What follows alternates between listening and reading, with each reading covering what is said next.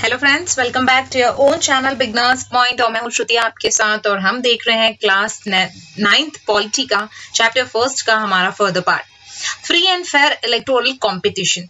Free और fair मतलब सच्ची, बिल्कुल गलत ना हो, लीगल तरीके से इलेक्टोरल कंपटीशन किस तरह से है वो देखना है हमें।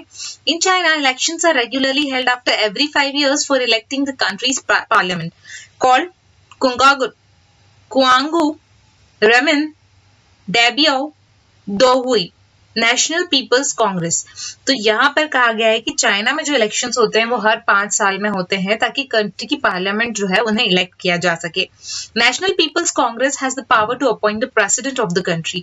और ये जो नेशनल पीपल कांग्रेस बनती है, क्या हो रहा है कि हर 5 years में इलेक्शन होते हैं कंट्री के पार्लियामेंट के लिए। ये नेशनल पीपल्स कांग्रेस जो बनती है वो कांग्रेस के हाथ में पावर होती है कि वो प्रेसिडेंट जो है कंट्री का उसे अपॉइंट करे। It has nearly 3,000 members from all over the China. उसमें क्या होता है कि ऑल ओवर द चाइना 3,000 लोगों को या मेंबर्स को सिलेक्ट किया जाता है। Some members are elected by the army. कुछ मेंबर्स आर्मी से इलेक्ट किए जाते हैं। Before contesting elections, a candidate needs to approval of the Chinese Communist Party. और कोई भी कैंडिडेट मतलब कॉन्टेस्ट इलेक्शंस के पहले किसी भी कैंडिडेट को जरूरत होती है कि वो एक अप्रूवल ले चाइनीज कम्युनिस्ट पार्टी से। Only those who are members of the Chinese Communist Party or 8 smaller parties allied to it were allowed to contest elections held in 2002 and 3. और ओनली वो लोग जो मेंबर्स है चाइनीज कम्युनिस्ट पार्टी के या फिर 8 smaller parties जो है जिन्होंने अलाइड किया हुआ है उन्हें ही अलाउ होता है कि वो कंटेस्ट इलेक्शंस को उनमें पार्टिसिपेट कर सके जो हेल्ड हुआ है 2002-3 में। The government is always formed by Communist Party. Government जो है हमेशा कम्युनिस्ट पार्टी से ही बनती है। Since its independence in 1930 के इंडिपेंडेंस के बाद से ही Mexico holds elections after every 6 years to elect its president. Mexico जो है अपने इलेक्शंस खुद होल्ड करती है, जो हर 6 साल में करती है अपने प्रेसिडेंट को इलेक्ट करने के लिए। The country has never been under a military or dictator rule. और ये कंट्री कभी भी किसी मिलिट्री या डिक्टेटर रूल के अंडर में नहीं आई। But until 2000, लेकिन तब से 2000 तक every election was won by the party called PRI. और तब से 2000 तक हर बार इलेक्शंस कौन सी पार्टी ने जीते?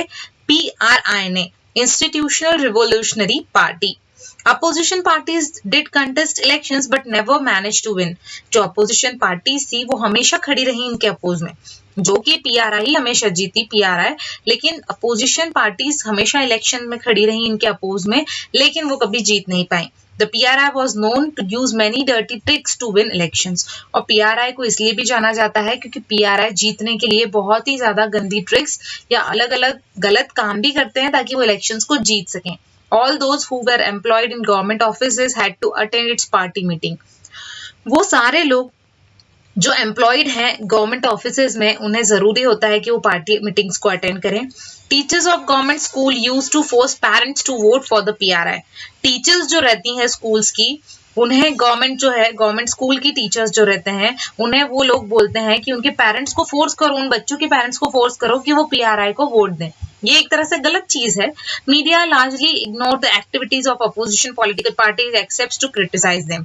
जो मीडिया होता है जैसे टीवी है, न्यूज़पेपर्स है, रेडियोज है, यहाँ पर सिर्फ PRI की भलाइयां या PRI की अच्छी अच्छी बातें ही दिखाई जाती हैं। अपोजिशन पार्टी ने कोई भी चीज अच्छे से की हो तो वो उस चीज को शो नहीं करते लोगों के सामने, वो सिर्फ उन्हें क्रिटिसाइज करते हैं, उन्हें हर जगह पर नीचा दिखाने की कोशिश करते हैं ताकि PRI जो है वही इलेक्शंस में जीत सके, लोगों की नजर में वही सबसे अच्छी हो।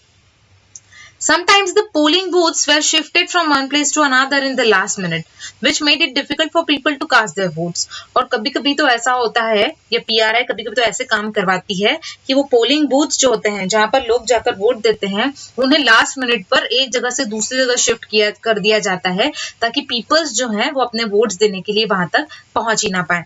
The PRI spent a large sum of money in the campaign for its candidates. और PRI क्या करता है, उनके जो कैंडिडेट्स इलेक्शंस में खड़े हैं उन्हें जिताने के लिए बहुत सारा पैसा भी लगाता है। Should we consider the election described above as example of people electing the rulers? क्या अब हम कह सकते हैं कि जो ऊपर हो रहा है उसके थ्रू ऐसा बता सकते हैं कि पीपल्स ने इलेक्ट किया है अपने रूलर्स को? नहीं। Reading this example we get a sense that we can not.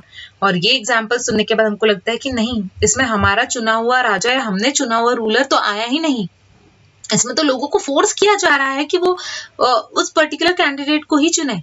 There are many problems here. बहुत सारी problems यहाँ पर हैं. In China, the elections do not offer the people any serious choice.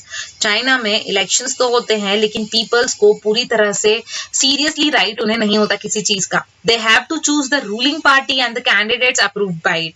उन्हें वही candidate या ruling party को चुनना होता है जिसे वो चाहते हैं, वो जो पार्टी है वो चाहती है उसे ही वो लोग अपनाते हैं या अपनाना पड़ता है. Can we call this a choice? क्या हम इसे choice कहेंगे? In the Mexican example, people seem to really have a choice, but in practice they had no choice. मतलब Mexican example में देखें तो peoples जो है उनके पास में choice तो होती है, मतलब उन्हें चॉइस तो है लेकिन उन्होंने जो चुना है वो प्रैक्टिस में है या नहीं वो नहीं हो पाता. मतलब वो जो नो प्रैक्टिस में जो हो रहा है उसके लिए कोई चॉइस नहीं होती. There was no way the ruling party could be defeated even if people were against it. There are not fair elections. वहां पर भी फेयर इलेक्शंस नहीं होते क्योंकि वहां पर कोई भी ऐसा रास्ता नहीं है कि रूलिंग पार्टी जो है उसे तुम हरा सको. पीपल्स जो लोग उनके अगेंस्ट में है वो भी कुछ नहीं कर सकते. We can thus add a second feature to our understanding of democracy. तो अब हम हमारे डेमोक्रेसी का दूसरा फीचर आपको बताएंगे जो दूसरा बहुत ही इंपॉर्टेंट फीचर है. Holding elections of any kind is not sufficient. मतलब सिर्फ इलेक्शंस लेना ही सफिशिएंट चीज नहीं है. The election must offer a real choice between political alternatives. लेकिन वो इलेक्शंस जो लिए जा रहे हैं उसमें सभी लोगों को इक्वल राइट या रियल चॉइस जो है वो ऑफर करना जरूरी है पॉलिटिकल अल्टरनेटिव्स के बीच में. मतलब लोगों को पूरी तरह से छूट देनी चाहिए कि उन्हें जिसे वोट देना है वो दें. किसी भी तरह का कोई फोर्स उनके ऊपर नहीं होना चाहिए. And it should be possible for people to use this choice to remove the existing ruler. और पीपल्स को ये चॉइस भी होनी चाहिए कि वो जब चाहे वो जो एग्जिस्टिंग रूलर है जो अभी काम कर रहा है, अभी जो उनके लिए काम कर रहा है उसे वो हटा सकें. They wish so. और वो अगर चाहते हैं तो वो उसे हटा सके. वो किसी और को उस रूलर की जगह रखना चाहते हैं तो वो रख सकते हैं. इतना पूरा राइट जो है लोगों को होना चाहिए. और इसीलिए जो सेकंड फीचर है वो ये है कि democracy must be based on a free and fair election. Democracy जो है वो फ्री होनी चाहिए. कोई भी डेमोक्रेसी के लिए खड़ा रहे, कोई भी वोट कर सकता है उसकी एज अगर है तो. और फेयर इलेक्शंस होने चाहिए. किसी भी तरह का कोई लालच लोगों को ना दें, पैसे लोगों को ना खिलाएं, किसी भी तरह की कोई चीज ना करें. Where those currently in power have a fair chance of losing. जिन लोगों को ऐसा लग रहा है कि वो हार सकते हैं वो लोग अगर लोगों को पैसा खिला रहे हैं तो ये चीज गलत है. मतलब कोई भी जो भी कैंडिडेट्स खड़े हैं, जो भी पार्टीज इलेक्शंस में खड़ी हैं, उन्होंने free and fair elections perform करने चाहिए. We shall find out more about the democratic election in chapter 3. हम ये democratic elections के बारे में और ज्यादा पढ़ेंगे chapter 3 में. One person, one vote, one value. एक person एक वोट दे सकता है और एक ही उसकी कीमत होती है, एक value.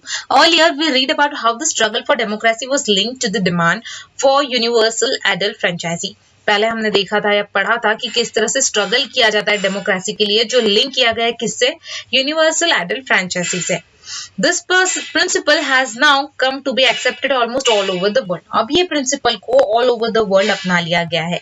Yet there are many instances of denial of equal rights to vote.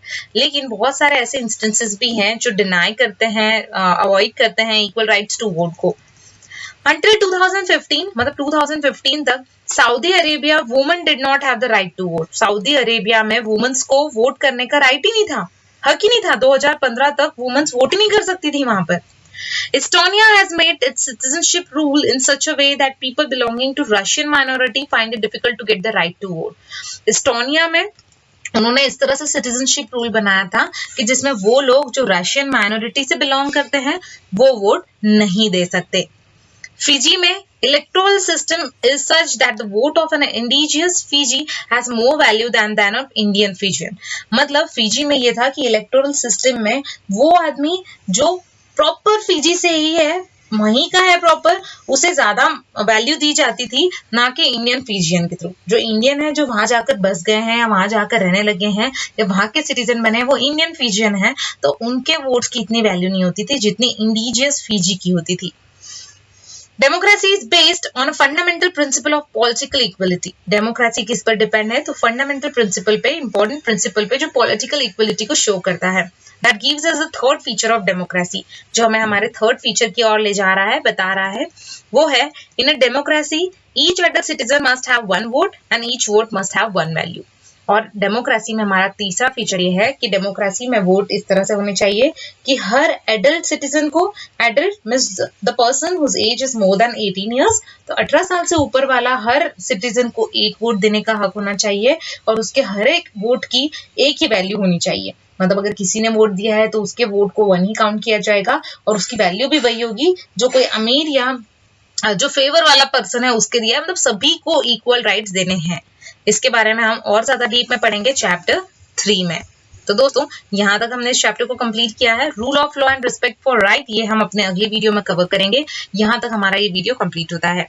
अगर आपको मेरा ये वीडियो पसंद आया है तो प्लीज मेरे चैनल को सब्सक्राइब करें और वीडियो को लाइक करना ना भूलें। Thank you so much. Thanks a lot.